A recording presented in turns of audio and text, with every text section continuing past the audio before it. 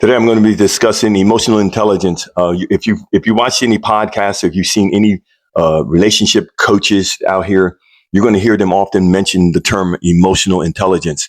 So we're going to be discussing that in detail. Many sources, they have like 12 different things that they categorize under the headline or under the guise of emotional intelligence. I'm going to go over 5 of those things, but today I'm only going to go over the area of self-awareness, and in that category of self-awareness, I'm going to go over 4 or 5 things that I think that are absolutely important if you are really sincere and serious about having these healthy relationships and meeting people and understanding the best way to navigate throughout your process. And so the first thing, when you look at emotional intelligence is going to require a level of self-awareness.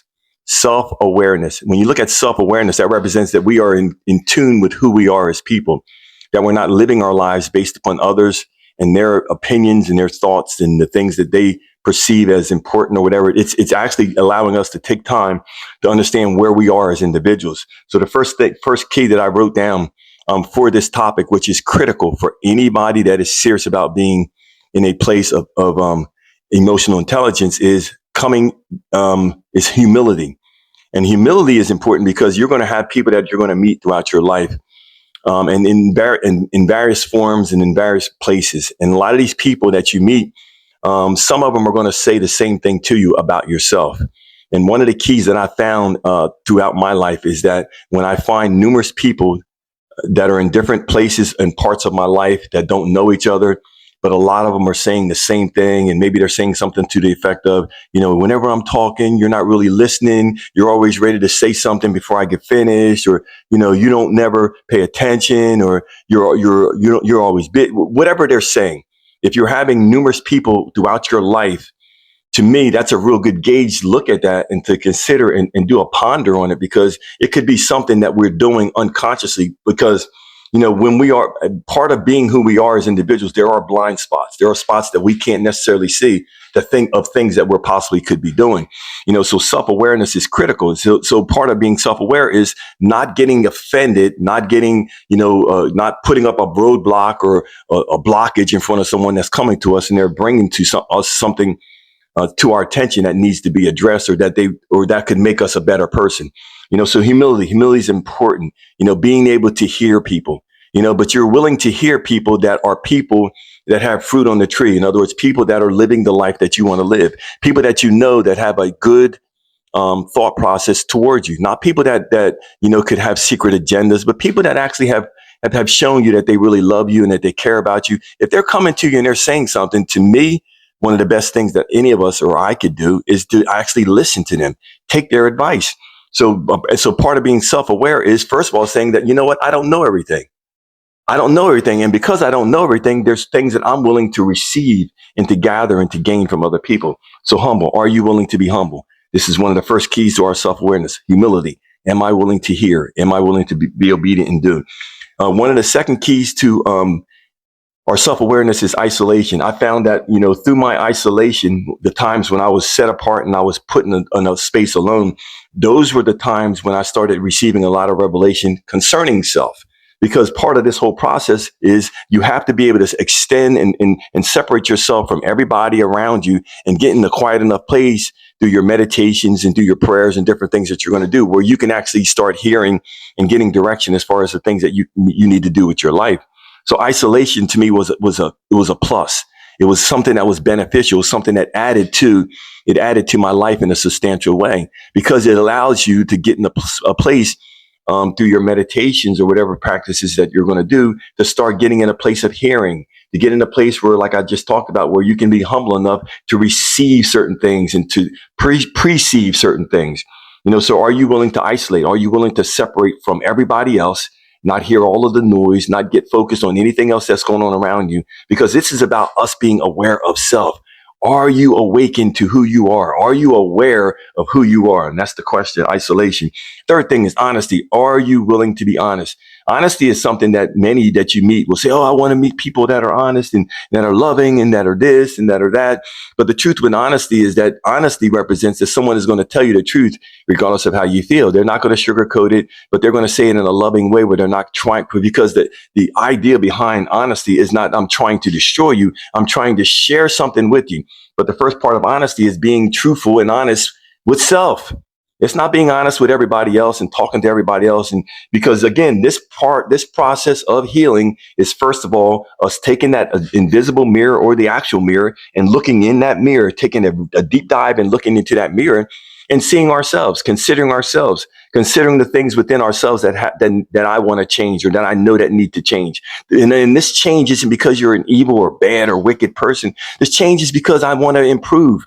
I want to fulfill the reason in my destiny and the reason for my existence. I want to understand what it is to live life from a full place, from a place of fullness and totality. So honesty, are you willing to be honest? Honest with ourselves based upon the assessment that maybe someone gave us in the process of them being of us being humble and receiving what they said, or am I willing to receive the things that have become aware about myself based upon the isolation? The fourth thing, am I willing to discover what are the things that I really like? And that's important because part of your isolation, what I found is that you start discovering who you are as an individual and as a person, because you're no longer tied to a lot of different people and their opinions and their thoughts. You start finding out what are the things that Jane really likes? What are the things that AJ really likes? What are the things that Jack really likes? What are the things that you really like? What are the things that really turn you on? Does art turn you on? Does jazz turn you on? Does opera, turn the opera turn you on? What is the thing that you really like? Not because someone else is doing it, but because you're getting back to a place of self-discovery. Because part of this self-awareness, which is the first key, we're only talking about the first key, but I've added 4 or 5 different pieces in that'll help you kind of galvanize, this whole process. How can you rediscover who you are? By the isolation, by the honesty, by the humility. Those are all part of the process of us rediscovering who we are. Many of the relationships that we get in, there's a portion of us that we lose because we're giving of ourselves to so many people, so many places, and so many things.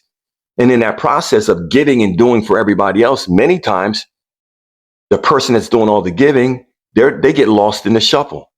So this is a process of getting back to that place, getting back to that center, finding out who we are, and remembering why we're here and the things that we're supposed to bring to humanity and mankind.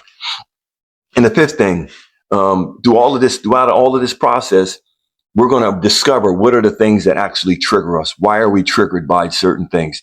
Because the triggers that come into our life are based upon a process of just being aware of who we are as people. It's a process of self-awareness, being aware of who we are. That's why I look at triggers as something that is not a negative, because to me, there are positive triggers and there's also negative triggers. You can have a positive trigger as far as when you dated a certain person that maybe you heard a certain song and, that song was like a positive memory for you. And, but that same song can become a negative trigger, because that same song could be part of the song or part of what you heard when this person betrayed you, or they did something behind your back, or they were keeping secrets or being deceptive.